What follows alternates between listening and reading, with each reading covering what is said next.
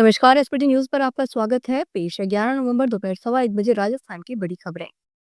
12 जिले की अंता विधानसभा सीट पर उपचुनाव के लिए आज वोटिंग हो रही है। फर्स्ट टाइम वोटर में खास उत्साह देखने को मिल रहा है।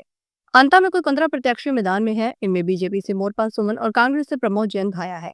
निर्दलीय नरेश मीणा के कारण त्रिकोणीय मुकाबला है। अंता विधानसभा उपचुनाव में मतदान से पहले भाजपा प्रत्याशी मोरपाल सुमन ने अपने गांव तिसाया पहुंचे और मंदिर में पूजा अर्चना की।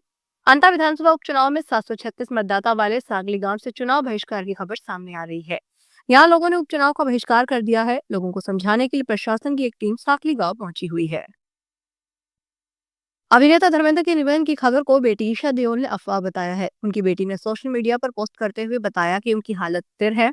ईशा देओल ने लिखा, मेरे पिताजी की हालत स्थिर है और उनकी हालत में सुधार हो रहा है। हम सभी से अनुरोध करते हैं कि हमारे परिवार की प्राइवेसी का ध्यान रखा जाए। पापा के शीघ्र स्वस्थ होने की प्रार्थनाओं के लिए धन्यवाद।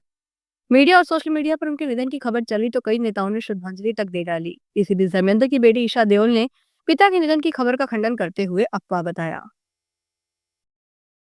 राजस्थान लोक सेवा आयोग अगले वर्ष जनवरी से अगस्त तक 10 विभागों के लिए 12,168 पदों के लिए परीक्षाएं करवाएगा। परीक्षा में 25 से 30 लाख अभ्यर्थी शामिल होंगे। इस साल की 162 में से 161 परीक्षाएं हो चुकी है।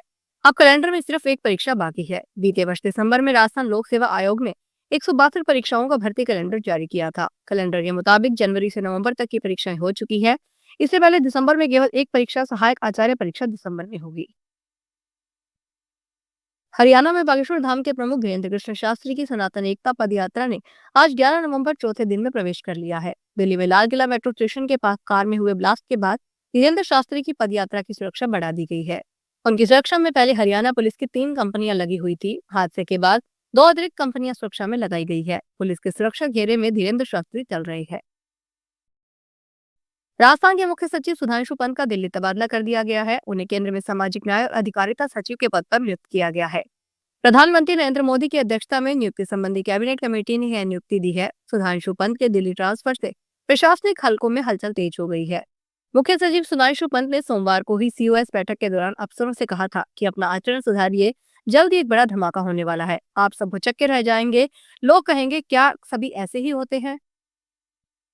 भारतीय विशिष्ट पहचान प्राधिकरण ने लोगों की सुविधा के लिए एक नया और बेहद सुरक्षित आधार ऐप लॉन्च किया है। यह ऐप आपकी डिजिटल पहचान को और मजबूत करेगा और साथ ही आपको फिजिकल कार्ड साथ रखने की झंझट से भी छुटकारा दिलाएगा। इसका सबसे बड़ा फायदा यह है कि आपको अब कहीं भी अपने आधार कार्ड की हार्ड कॉपी ले जाने की जरूरत नहीं पड़ेगी। ऐप में आपका आधार पूरी तरह एंटीक्रिप्टेड और सुरक्षित रहेगा, जिसे आप सिर्फ क्यूआर कोड के जरिए तुरंत वेरीफाई कर सकते हैं।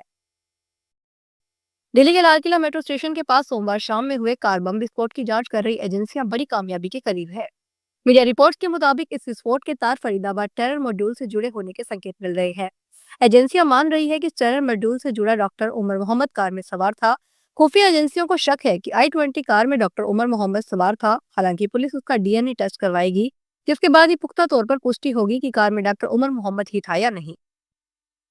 उदयपुर और कर्नाटक की आईटी हब बेंगलुरु के बीच अब कनेक्टिविटी बढ़ने जा रही है। इंडिगो एयरलाइंस कल यानी 12 नवंबर से उदयपुर से बेंगलुरु के लिए अपनी दूसरी अतिरिक्त डायरेक्ट फ्लाइट शुरू करने जा रही है। इससे इस रूट पर कुल 3 डायरेक्ट फ्लाइट हो जाएगी, जो पैसेंजर्स को ज्यादा ऑप्शन होंगे। फिलहाल उदयपुर के महाराणा प्रताप एयरपोर्ट से बेंगलुरु के लिए इंडिगो की एक और एयर इंडिया एक्सप्रेस की डायरेक्ट फ्लाइट संचालित हो रही है। उदयपुर से दिल्ली, मुंबई, जयपुर, बेंगलुरु, हैदराबाद और इंदौर के लिए रोजाना फ्लाइट चलती है। अखिल भारतीय आयुर्विज्ञान संस्थान जोधपुर प्रशासन ने प्रशासनिक बदलाव किया है। एम्स हॉस्पिटल के अधीक्षक पद से डॉक्टर महेश देवनानी को हटा दिया गया है। उनके स्थान पर डर्मेटोलॉजी विभाग के प्रमुख डॉक्टर अभिषेक भारद्वाज को अधीक्षक पद का अतिरिक्त भार सौंपा गया है। जानकारी के मुताबिक देवनानी का पूर्व केंद्रीय मंत्री पीपी चौधरी के साथ पूर्व में विवाद हो गया था। इसके बाद करीब 3 महीने पहले उन्होंने अपने पद से इस्तीफा दे दिया था। हालांकि उसे स्वीकार नहीं किया गया था, लेकिन अब एम्स हॉस्पिटल प्रशासन की ओर से उन्हें पद से हटा दिया गया है। उनका अंतिम कार्य दिवस बुधवार तक रहेगा। शादी के नाम पर कुंवारे युवाओं के साथ हो रही ठगी का सिलसिला जारी है। ताजा मामला पाली जिले के सोजित सिटी थाने के बिलाववास गांव का है। इसकी शादी करवाने के नाम पर 2,80,000 रुपए लिए गए, लेकिन 1 महीने बाद ही दुल्हन भतीजे का जन्मदिन मनाने के लिए पीहर जाने का कहकर गई तो वापस नहीं लौटी। ऐसे में पीड़ित ने दुल्हन कविता सहित 6 जनों के खिलाफ सोजत सिटी थाने में मामला दर्ज करवाया है। खैरथल जिले के किशनगढ़ बास में सोमवार देर कस्बे में बस स्टैंड के बाहर तोप सर्किल के पास ईंटों से भरा एक ट्रक बेकाबू होकर सड़क किनारे लगी चूड़ी और प्लास्टिक की दुकानों में जा घुसा। तेज धमाके के साथ हुए इस हादसे में आग लग गई, जिसे देखते ही देखते कई खोखों को अपनी चपेट में ले लिया। हादसे में लाखों रुपए का सामान जलकर राख हो गया। प्रत्यक्षदर्शियों प्रेम गुप्ता और करण रूबल खुराना के अनुसार ट्रक चालक ने नियंत्रण खो दिया और वाहन को सीधे स्कूल की बाउंड्री के पास लकड़ी के खोखों में दे मारा। राजस्थान के मौसम में बदलाव देखने को मिल रहा है, लोगों को अब ठंड सताने लगी है। उत्तर भारत में हो रही बर्फबारी से राजस्थान में अपना ठंड असर दिखा रही है। पिछले कुछ दिनों से राज्य के कुछ शहरों का तापमान 10 डिग्री से नीचे दर्ज हो रहा है। रिपोर्ट्स की माने तो दिन में आसमान बिल्कुल साफ रहेगा और तेज धूप रहेगी। सुबह शाम हल्की सर्द हवा चलेगी। मौसम विभाग की रिपोर्ट के अनुसार राज्य के सभी जिलों में मौसम शुष्क रहेगा। तापमान की बात करें तो राज्य में सर्वाधिक अधिकतम तापमान बाड़मेर में 33 डिग्री और न्यूनतम तापमान नागौर में 6.9 डिग्री सेल्सियस दर्ज किया गया है। फिलहाल इस बुलेटिन में इतना ही, फिर हाजिर होंगे बड़ी खबरों के साथ।